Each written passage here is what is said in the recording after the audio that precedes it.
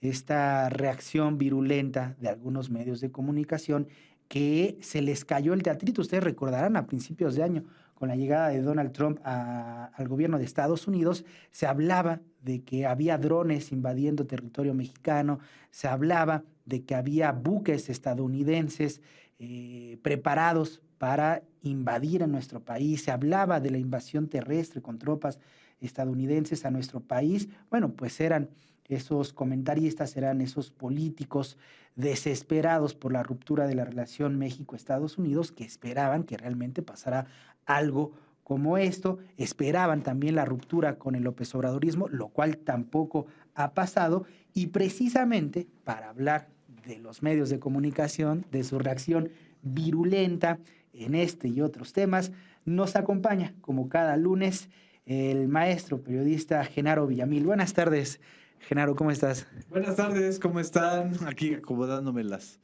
audífonos. Un abrazo a todas las personas que nos están escuchando en SPR Informa, Altavoz Radio y el IMER.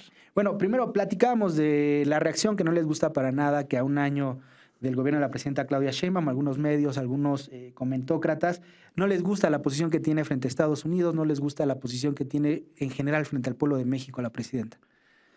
Creo que la principal reacción negativa es frente a Andrés Manuel López Obrador. Creo que hay una especie de consenso mediático conservador y lo vimos hoy en varias columnas, en varias crónicas, en los disqueanálisis que hacen, en donde a fuerzas pretenden que Claudia Sheinbaum tenga que romper con López Obrador para que ellos acepten la legitimidad, la fuerza y la capacidad de Claudia Sheinbaum. Es parte de una tradición política y de la perversión del columnismo mexicano que confunde el periodismo con la asesoría política. Y ellos se creen maquiavelos, es decir, se creen una especie de asesores del príncipe, en este caso de la príncipe, ¿no?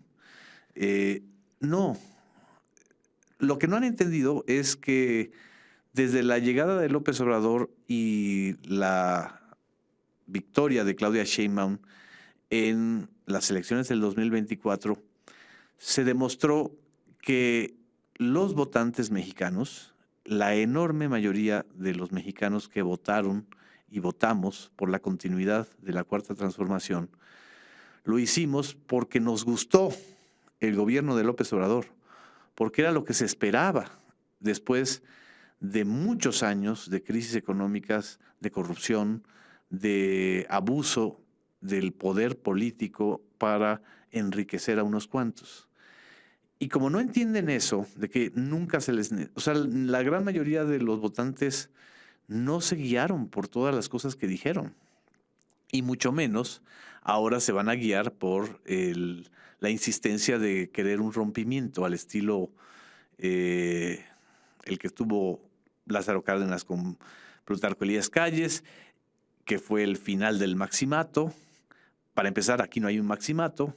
López Obrador, por más que inventen que manda mensajes cifrados desde Palenque, O Cuba. o de Cuba, o de lo que sea, él desapareció de la escena política y ha dejado gobernar a Claudia Sheinbaum como ha dejado gobernar a los demás que siguieron. Eso no lo pueden creer. O sea, no les cabe en la cabeza que de verdad López Obrador esté encerrado en Chiapas, escribiendo, leyendo, sin meterse en la vida política del país.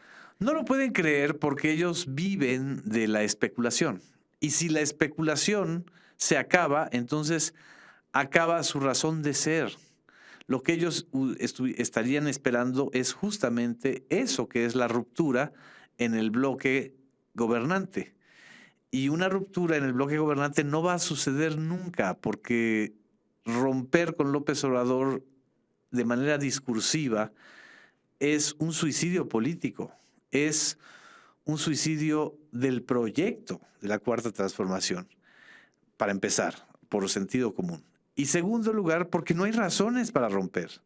Porque Claudia Sheinbaum no solamente está convencida del proyecto que inició López Obrador, sino que lo está profundizando. Y en tercer lugar, por si fuera poco, ella está cosechando en su primer año Claro. muchos de las políticas que se iniciaron o que sentaron las bases, como es la reducción de la pobreza, la reducción de 13.4 millones de personas que salen de la condición de pobreza. Evidentemente no es un logro de una persona, es un logro de un proyecto, y se hizo entre el gobierno de Andrés Manuel López Obrador y el de Claudia Sheinbaum. Entonces, imagínate romper con eso. Sería absolutamente suicida. Y cuarto lugar, la historia de los presidentes mexicanos ha sido la historia cíclica de alguien que es auge y caída, ¿no? Y caída estrepitosa. No hay, desde Lázaro Cárdenas hasta Enrique Peña Nieto, un presidente que en su último año de mandato tuviera índices altos de aceptación. Todos terminaron con crisis sexenales del final del sexenio. Desde Ruiz Cortines, López Mateos, no me digas Díaz Ordaz, acaba con una masacre, Echeverría acaba con su sexenio acaba con un escándalo de corrupción y de devaluación. López Portillo termina un sexenio con la absoluta abyección, llorando ante los mexicanos porque no pudo defender el peso como un perro, y decretando una nacionalización bancaria que nada más duró unos meses. Miguel de la Madrid termina muy mal su gobierno con la ruptura del PRI, la ruptura histórica del 87, que desde entonces ya la decadencia del PRI se fue acelerando. No me digas Carlos Salinas de Gortari, el último año de su gobierno es levantamiento zapatista, asesinato político de Colosio y de Ruiz Massieu, devaluación del peso en diciembre del 94, y Zedillo termina también su sexenio con otras grandes crisis, quizá no económicas, pero sí políticas. Y Vicente Fox también termina su sexenio hundido en el desprestigio por la corrupción de Marta Sagún, por las promesas no cumplidas, por el cambio fallido y con un fraude electoral. El segundo gran fraude de los últimos 36 años es el del 2006. Y Felipe Calderón termina también con una baja de aceptación enorme, que es lo que explica el retorno de Peña Nieto y del PRI a la presidencia. Y bueno, ya no digamos cómo terminó Peña Nieto. O sea, Peña Nieto termina con 16, 14 y 20% de aceptación. Entonces, no se rompió esa maldición de los últimos sexenios, ¿no? Sí, efectivamente, y les cuesta mucho, mucho trabajo entender esa diferencia. Te quería cambiar de tema porque están molestos, ¿no? ¿Quién está molesto? Tampoco les gustó tu lectura, la lectura que le diste a la marcha del 2 de octubre, a la violencia y a la lectura en medios de comunicación. No les gustó. No les gustó un tuit. No les gustó un tuit. Un tuit, específicamente un tuit con un comentario personal que tiene que ver con mi función o mi oficio de periodista y evidentemente con lo que se observa. La mayoría de conductores del grupo Radio Fórmula, que es el grupo radiofónico más importante o de mayor penetración, digamos, en el tema de la información, al día siguiente de lo que ocurrió el jueves 2 de octubre, que fue esta vandalización, se pusieron en el papel de histéricos, empezando por el señor que se puso el saco, llamado Joaquín López Dóriga. No es necesario que yo recuerde, porque todos los mexicanos que tienen buena memoria lo pueden recordar, que todo el tiempo, desde siempre, desde por lo menos 30, 40 años, el micrófono en las estaciones radiofónicas, sobre todo de los grupos privados, ha sido un micrófono fascistoide, en donde no explican el porqué ni investigan el porqué de ciertas violencias, como esta violencia de los que se hacen llamar por bloque negro, que en realidad son golpes calculados para provocar y desviar la atención de la marcha del 2 de octubre y sobre todo provocar una reacción violenta del gobierno de Clara Brugada, como también se vivió en la época de López Obrador y las marchas feministas y como también lo vivió Claudia Sheinbaum como jefa de gobierno. Entonces les molesta que los exhiba uno y les diga que viven en el diazordacismo mediático. ¿Por qué viven en el diazordacismo mediático? Porque justo todo el movimiento que surgió del 2 de octubre de 1968 o el movimiento del 68, por llamarlo de manera genérica, surge con un enfrentamiento provocado entre dos grupos vandálicos, ¿no? Y de ahí se va escalando. Hay una serie que además hizo Televisa en su plataforma digital, donde reduce el fenómeno del 2 de octubre a una intriga de poder entre Echeverría, Corona del Rosal y Díaz Ordaz, provocando una violencia de los grupos porriles.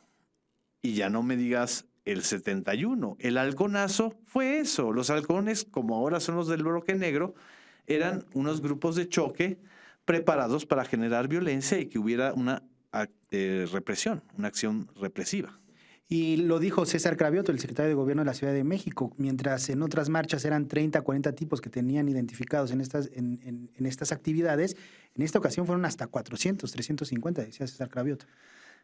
La marcha del 2 de octubre estaba preparada para ser un escenario en vísperas del discurso del 5 de octubre de la presidenta en el Zócalo y en el contexto de una situación muy delicada, pues por lo que ha estado sucediendo en las facultades de la UNAM, los rumores sobre supuestas bombas o amenazas de bombas que proliferaron durante toda la semana previa a la marcha del 2 de octubre y con la coyuntura también del 11 aniversario de la desaparición de los estudiantes de Ayotzinapa, pues era un caldo de cultivo para hacer parecer, porque no es así, que grupos de la ultra iban a radicalizarse. Estos no son ni siquiera grupos ideológicos, estos son grupos de choque.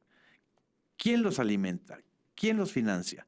Los comentaristas, como Joaquín López Dóriga, reclaman al gobierno que ellos deben hacer la investigación y detenerlos en flagrancia en el momento que están cometiendo los desmanes. Pues exactamente eso fue lo que sucedió en el 68. Eso hicieron para que entonces la policía entrara a reprimir. Lo que no entienden es que un acto así, lo único que hace es escalar el asunto y entonces en lugar de reducirlo a una violencia de vándalos que seguramente van a ser investigados o están siendo investigados y van a ser detenidos, pero ellos querían el show, sí. El show. Para acusar de represión al gobierno de la ciudad. Exactamente, y si no se le acusaba de represión, se le acusa de ineficaz. Muy bien. Nos queda un minutito, Genaro. ¿A qué le tenemos que poner atención? Creo que hay que ponerle atención, sobre todo en esta semana, a varios de los mensajes que la presidenta Claudia Sheinbaum lanzó en su discurso del 5 de octubre, que es el primer año de su administración. En primer lugar, la relación con Estados Unidos, la revisión o el inicio de la revisión del TEMEC. En segundo lugar, el tema del avance de la agenda legislativa. Está ahí la ley de amparo que ya va a tener que ser modificada por el artículo transitorio. Y yo creo que sobre todo en estos días se va a ir observando esto que vimos en la plaza. Lo que vimos en la plaza del 5 de octubre en el Zócalo capitalino es ya el fortalecimiento de un liderazgo como el de Claudia Sheinbaum, que ha sido bombardeado por esta serie de rumores de que depende del PG, de que es un instrumento de López Obrador, o de que peor, de que se ha sometido a Donald Trump. Ninguno de los dos casos ha ocurrido. Y entonces ese liderazgo de Claudia Sheinbaum ya es un liderazgo en sí mismo que se le ha que se les ha impuesto en términos de la realidad a todos estos comentaristas de ocasión. SPR Informa. Tus causas son noticia.